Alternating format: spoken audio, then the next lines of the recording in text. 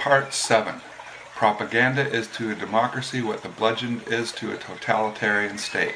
Noam Chomsky. The well-known Enlightenment philosopher John Stuart Mills is famous for his philosophy of utilitarianism. He's also famous for a tract on free speech called Liberty.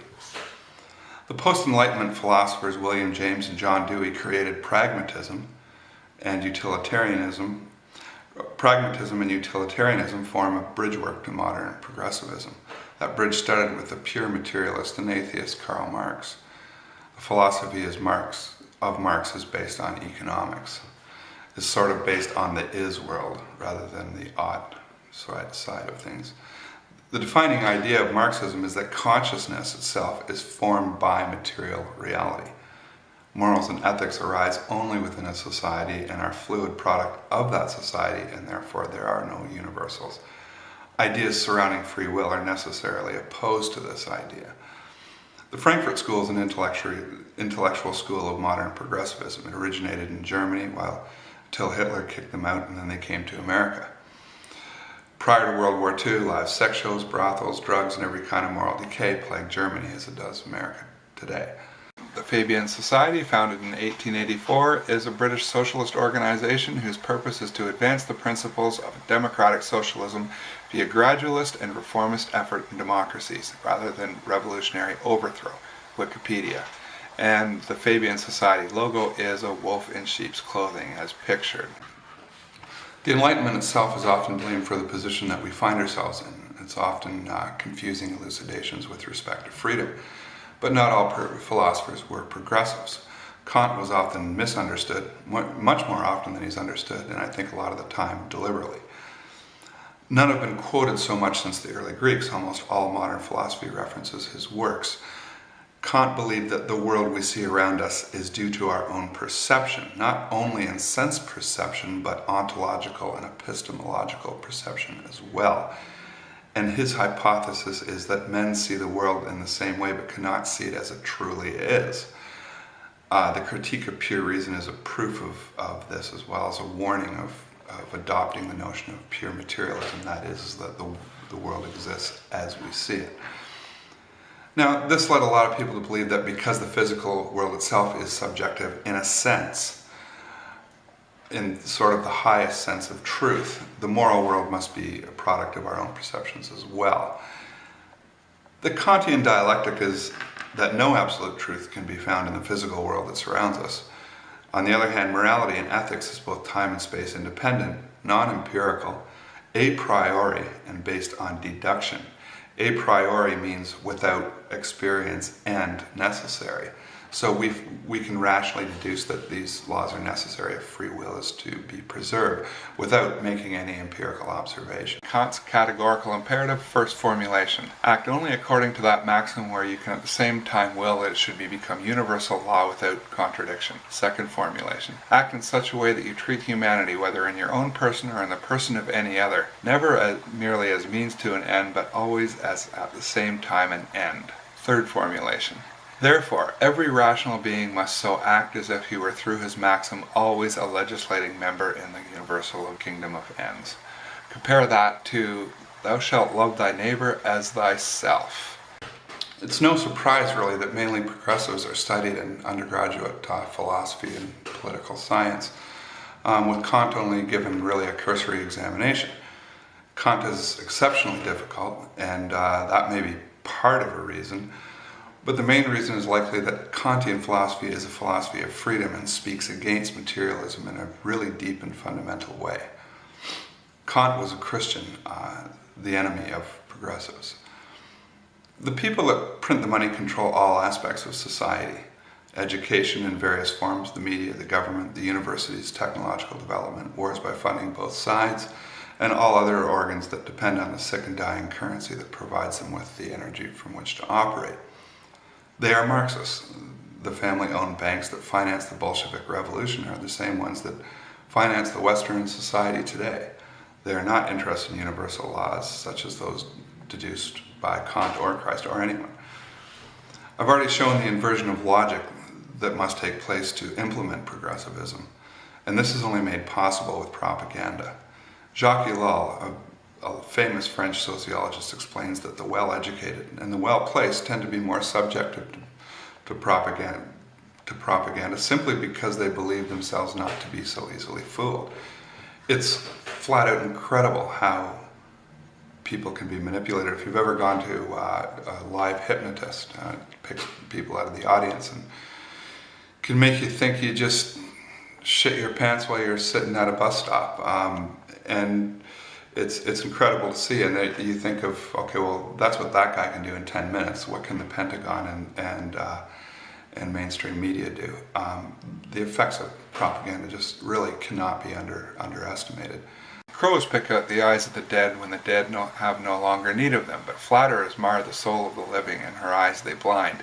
Epictetus fragments. It is too difficult to think nobly when one thinks only of earning a living. Jean-Jacques Rousseau, Confessions. People who tend toward professions assimilate better to modern society and therefore tend to question less. Their lives tend to be stable and they therefore suffer from normalcy bias and cannot imagine too much beyond their comfortable boxes. Younger ones filled with vanity often believe themselves to be superior and therefore beneficiaries of the corruption that surrounds us. Flattery is always a tool to be used against the vain to enhance their usefulness. Vanity is my favorite sin, Satan, devil's advocate. I have never seen more senators express discontent with their jobs. I think the major cause is that deep down in our hearts we have been accomplices in doing something terrible and unforgivable to our wonderful country. Deep down in our heart we know that we have given our children a legacy of bankruptcy. We have defrauded our country to get ourselves elected. John Danforth.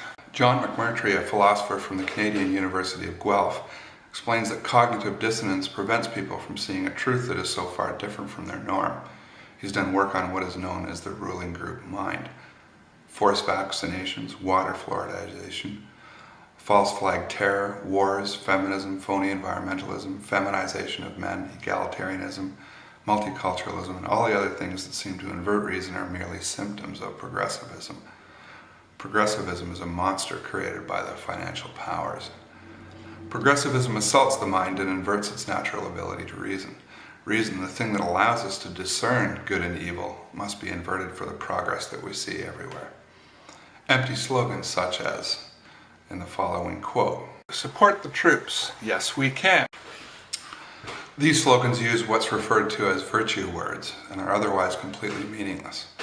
Other virtue words include freedom, truth, liberty, and democracy. They create an emotional response which clouds reason and judgment. The use of virtue words gets the simple-minded into a state of emotion and to vote for bigger governments who promise to protect them with additional statutes. They intend to protect people by increasing taxes, increasing regulations on the most productive and the industrious members of society. Progressives have been mind-warped into blaming the productive part of society for all their troubles since the days of Jewish Rothschild finance Karl Marx. And it's a matter of fact that Marx was financed by the Rothschilds. Back then their name was Bauer. I mean, Marx says that himself in the German ideology. The few who understand the system will either be so interested in its profits or so dependent on its favor that there will be no opposition from that class. Rothschild brothers, give me control of a nation's money and I care not who makes its laws. The Jewish psychoanalyst Sigmund Freud has an explanation for the existence of conspiracy theorists. According to Freud, conspiracy theorists are dissatisfied with their lives and seek to externalize the evil they feel within. This is a popular reason, but it's far from reasonable. The Jewish Kabbalah has a different take on it. The Kabbalah says that the pain is often a path to enlightenment. Many conspiracy theorists become that way from experiencing or witnessing the arrogance and corruption of the system up close and personal by being victims of it. The problem becomes very concrete and close rather than distant and abstracted. It's difficult to imagine how the world really works if your worldview is formed by what you see on TV shows and hear from mainstream media pundits. To most people, the corruption is abstracted and not a part. It's a part of reality that other people experience. This is the secret of propaganda, to totally saturate the person whom the propaganda wants to lay hold of with the ideas of the propaganda without him even noticing that he is being saturated.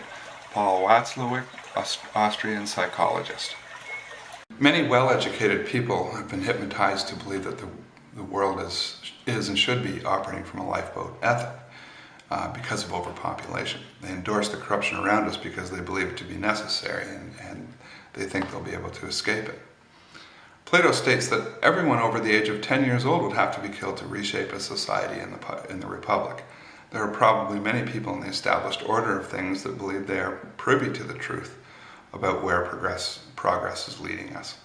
They cannot imagine that they too have been lied to, but with different lies more suitable to work on them, primarily lies based on vanity. We live in a sea of bullshit, and it's primarily responsible for the thoughts and beliefs of the people around us. Asking someone about propaganda is like asking a fish about water. Jacques Ellul explains in Propaganda the shaping of men's attitudes, that it would be foolish to assume that one is immune to it. He also explains that small doses of truth are a powerful antidote and to the false beliefs performed by or created by propaganda. No one can claim to be the free author of their own beliefs. We believe things that both meet the requirements of our own reason and fall within our own experience. I started reading Kant because his philosophy was highly regarded by the people in my family, by some professors and friends. I know that there are libraries that are filled with books I've never heard of. Unlike a few hundred years ago, one can't really explore all the ideas. Edward Bernays writes in his book Propaganda in the following quote: "The conscious and intelligent manipulation of the organized habits and opinions of the masses is an important element in a democratic society. Those who manipulate this unseen mechanism of society constitute an invisible government, which is the true ruling power of our country.